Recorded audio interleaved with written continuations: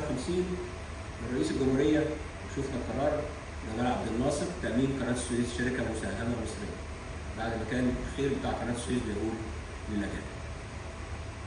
ومن أجل هذا القرار احنا خضنا حروب كثيرة جدا حتى نثبت سيادة مصر على القناة وعلى أرض مصر وسيناء بالكامل. بعد كده القرار التاريخي للرئيس محمد أنور السادات عام 1975 5 يونيو 75 تاريخ الهزيمة والنكسة يتحول إلى انتصار ويعاد افتتاح قناة السويس مرة أخرى للملاحة البحرية. بعد كده قرار الأكبر والأعم بحفر قناة السويس الجديدة عام 2014 لمدة سنة، وافتتح في عام 2015 من الرئيس المصري فتاح السيسي. الحقيقة إن المشروع ده كان ليه أهمية كبرى عشان تصنيف القناة ورفع تصنيف القناة وجذب السفن العملاقة التي كانت بتمر من رأس الرجاء الصالح، نتيجة أن قناة السويس القديمة كانت لا تصلح لعبور هذه السفن العملاقة. وبالتالي كان هذا القرار قرار تاريخي بحفر قناة السويس الجديدة بطول 72 كيلو متر في سنة واحدة، ومن أول يوم ما افتتح قناة السويس الجديدة يوم 6/8/2015 وبدأت السفن تعبر في نفس اليوم دون ويدخل داخل قناة السويس المصريين. 56 من رئيس الجمهورية، وشفنا قرار جمال عبد الناصر تأمين قناة السويس شركة مساهمة مصرية، بعد ما كان الخير بتاع قناة السويس بيقول للأجانب. ومن أجل هذا القرار احنا خضنا حروب كثيرة جدا حتى نثبت سيادة مصر على القناة وعلى أرض مصر وسيناء بالكامل.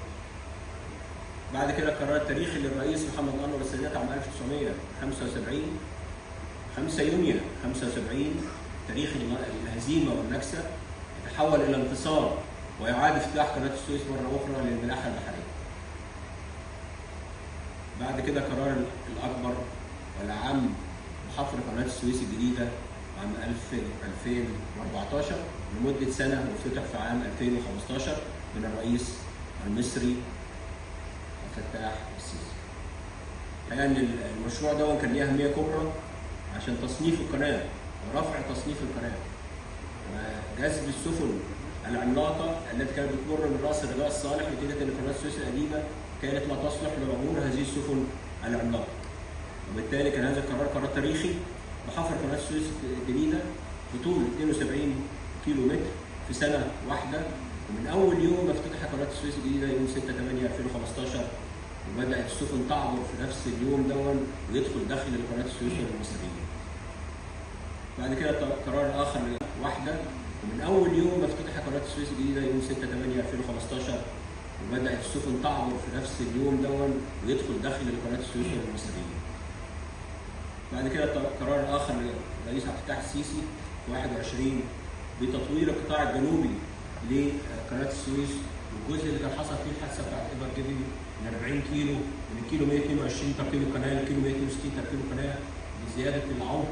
العرض بتاع القناة 40 متر جهة الشرق، والتعميق من 66 قدم ل 72 قدم، يعني من 24 متر ل 27 متر، وإضافة 10 كيلو متر كمان لقناة السويس الجديدة في البحيرات البرة الصغرى بعمل ازدواج في البحيرات البرة الصغرى.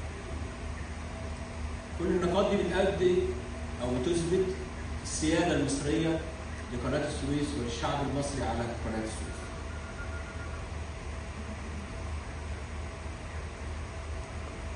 واحدة، ومن أول يوم ما افتتح قناة السويس الجديدة يوم 6/8/2015 وبدأت السفن تعبر في نفس اليوم دون ويدخل داخل قناة السويس المصريين.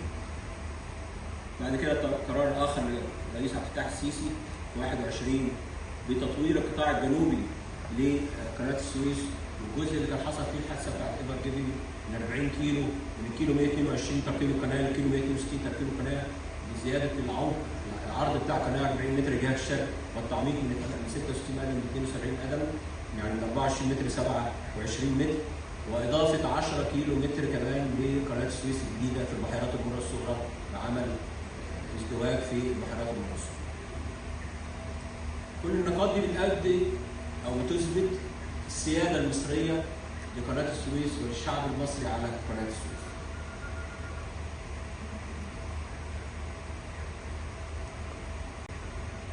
احنا بنقول ان في 2015 لما افتتحت قناه السويس ما وقفتاش عند قناه السويس الجديده بس، لا ده فتحت مشاريع كتير. مدينه الاسماعيليه الجديده 57,000 وحده سكنيه امام حضراتكم الان بتشوفوها من هنا من المكان من هنا. 5 كباري عائمه و5 انفاق جديده تضاف للكوبري الموجود في احمد حمدي و6 كباري. مزارع اسماك بقناه السويس وتطوير الاسطول البحري من كراكات وقطرات ونشاط. تطوير المجرى الملاحي القطاع الجنوبي وتطوير الجراشات والحفاظ على 66 قلم اللي افتتحوا في قناه السويس.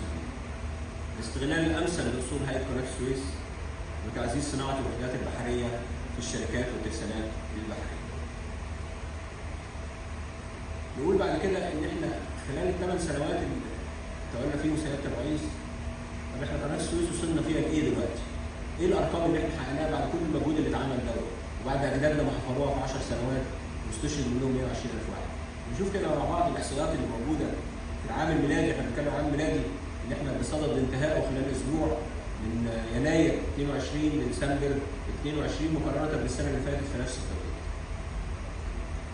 احنا عدد السفن السنه دي الحمد لله 23,800 سفينه. السنه اللي فاتت كان 20,600 سفينه زياده عن 15%. زيادات في قناه السويس وزيادات في عائد قناه